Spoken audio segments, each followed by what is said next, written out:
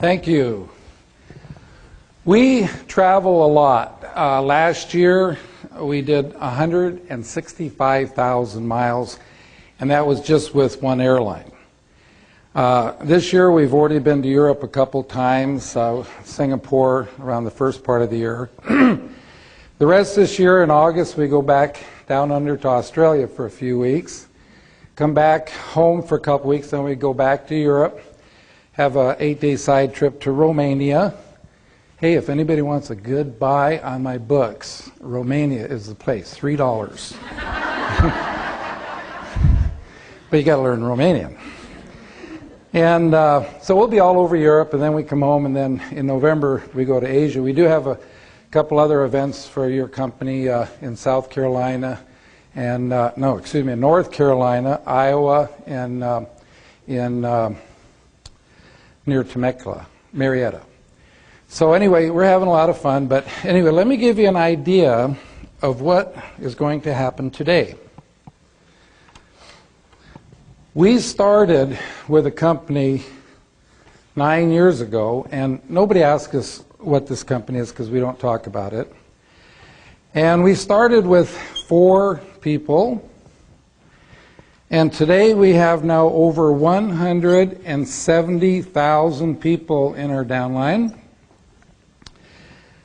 Last month, this organization grew by over 4,000 new members, and 98% of all of the new people and all of these people came from the original 4.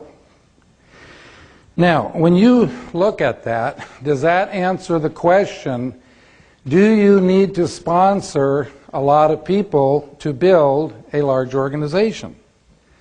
Well, see, obviously you don't. But notice I use the word sponsor, not recruit. And I'll get into that in more detail in a little bit, because this is a sponsor and teaching business. Now, how were we able to build such a large organization like this? Okay, and we don't really work that hard either. You know, this is more about working smart than working hard. I need to ask you a question. You don't have to raise your hands on this question, but just answer it in your mind. When you sponsor a new person into your business, how much training time does it take you before your new person can in turn go out and sponsor someone? Can you do it like in 1 to 2 hours? How about in 2 to 3 days? How about in 2 to 3 weeks? Do some of you have people you sponsored 3 to 6 months ago and they still have not sponsored anybody yet? How would you like to know why those people haven't sponsored anybody? It's so simple when you hear it, okay? The reason that they have not sponsored anyone is because no one has shown them something that they can do. I mean, isn't that simple? And that's what I'm going to do here for you today. I'm going to teach you something that you can do, that anybody you know can do, and once you see how the system works, it'll open up your mind to who you think you can talk to about your business, because once you realize that absolutely anyone can do this, now you're not prejudging people. So I'm going to teach you how to take a brand new person and teach them enough information in 10 minutes or less so they can actually start sponsoring. Not only will you be able to do this in 10 minutes or less, you're going to be able to do this without them having to know virtually anything. Now that's a hard one to swallow, but as I take you through the simple 3-step system, you're going to say, gee, you know, you really don't have to know anything to get started. Now, folks, when I say get started, a person is not started in their business until they have sponsored that first person. And the quicker you can get a new person to sponsor someone, the better chances that that person's going to make it and they're going to stay around. So you'll say, gosh, you really don't have to know anything to do this. Now, I can teach you the system in 10 minutes or less.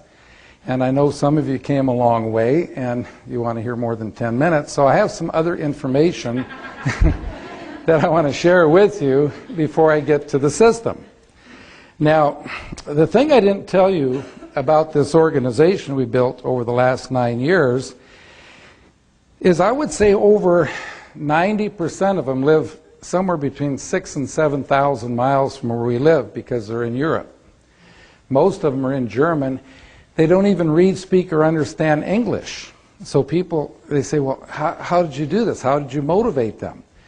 And I say, you know, we really don't motivate them per se. What we do is we teach the leaders what we call self-motivators. Now, what is a self-motivator? A self-motivator is something that when you are doing it, it's motivating yourself. So all we did was we taught the 4 people the self-motivators, and then they taught their people, and they taught their people, et cetera, et cetera, et cetera. So everybody keeps motivated because as you do these things, it keeps yourself all fired up. So what I want to do is I want to teach you one of these self-motivators. In fact, a lot of people ask me all the time, you know, what do you do at sizzle sessions? Now, I know most of you have already read my book. Can I see the hands again of the people who have read the book? Okay, great.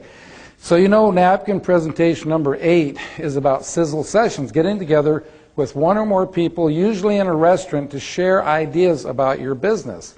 Well, beyond sharing ideas, this is a great place to share a self-motivator. And this one I'm going to teach you will do several things for you.